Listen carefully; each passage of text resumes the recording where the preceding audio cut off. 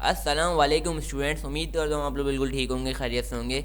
Welcome to my channel. तो आज जो है हम अपना टॉपिक शुरू करते हैं आगे का, जो हमारे पास बचा है टाइप्स ऑफ इंटरफेस। हमने लास्ट टाइम पढ़ लिए थे। इसके बाद एक टॉपिक आ रहा है हमारे पास, जल्दी से हम देख लेते हैं इसको बिना टाइम ज़ाया करते हुए।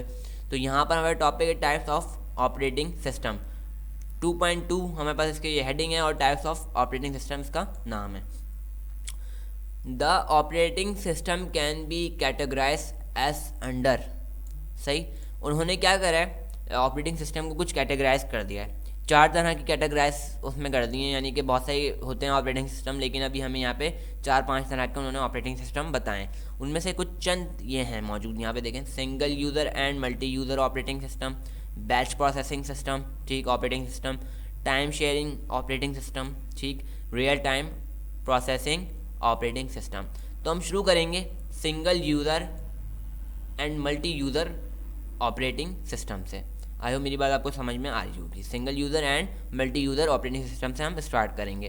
तो जल्दी से आप नीचे आ जाते हैं 2.21.1 आर्टिकल पर हम आ जाते हैं। 2.2.1 आर्टिकल पर हम आ चुके हैं single user and multi user operating system पर।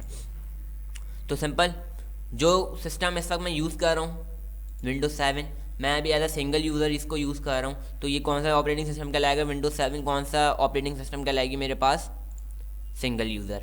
इन single user operating system a single user can access the computer system at a time. This type of operating system are commonly used for PCs and Windows 98 for PCs are example of single user operating system. Windows 98, Windows 7, Windows 10, ये सब क्या है? मेरे पास single user operating system है। इसके बाद आता है मल्टी ऑपरेटिंग सिस्टम, यानी कि मल्टी प्रोग्रामिंग ऑपरेटिंग सिस्टम, जिसको हम बोलते हैं मल्टी यूज़र ऑपरेटिंग सिस्टम।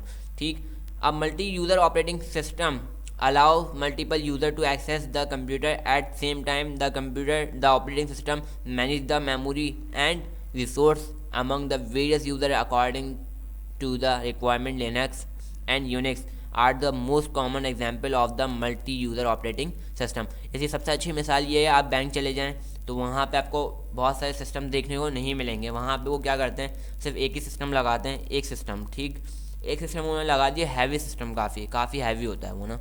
उसके अंदर यूनिक्स वगैरह का कोई ऑपरेटिंग सिस्टम इंस्टॉल कर देते हैं, लिनक्स वगैरह सिस्टम इंस्टॉल कर देते हैं ऑपरेटिंग सिस्टम, और बहुत सारे लोग एक वक्त में उस सिस्टम को एक्सेस कर पाते हैं। इसकी सबसे अच्छी मिसाल YouTube.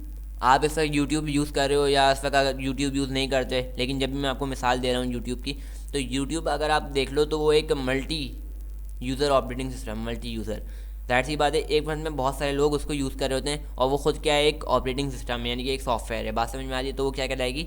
Multi user operating system. Unix, Facebook, सही, ये सब क्या है हमारे पास? मल्टी यूज़र ऑपरेटिंग सिस्टम में बहुत सारे लोग एक वक्त में उसको यूज़ कर रहे होते हैं। ठीक, तो यूनिक्स भी हम ऐसा यूज़ कर सकते हैं। अगर हम सिस्टम की बात करें तो सिस्टम में हमें यूनिक्स वगैरह इंस्टॉल करना होता है और लिनक्स वगैरह इंस्टॉल करना होता है, तो हम क्या कर सकते हैं, एक वक्त में, एक पैक वक्त में बहुत सारे लोग उसको यूज़ कर सकते हैं। आई होप मेरी बात आपको अच्छे तरीके से समझ में आ गई होगी। आई होप ये वीडियो भी आपको अच्छे तरीके से समझ में आई होगी। कोई मसला है तो आप मुझसे कमेंट में पूछ सकते हैं। ये किसका पार्ट 1 था? टाइप्स ऑफ ऑपरेटिंग सिस्टम का पार्ट 1 क्या था हमारे पास? सिंगल यूज़र ऑपरेटिंग सिस्टम और multi user operating system. I hope आपको ये बात अच्छे तरीके से समझ में आ गई होगी। इसके बाद जो मैं एक वीडियो बनाऊंगा पार्ट 2 इसका होगा बैच प्रोसेसिंग ऑपरेटिंग सिस्टम, उसके अंदर हम डिस्क्राइब करेंगे। Thank you for watching and अल्लाह हाफिज़।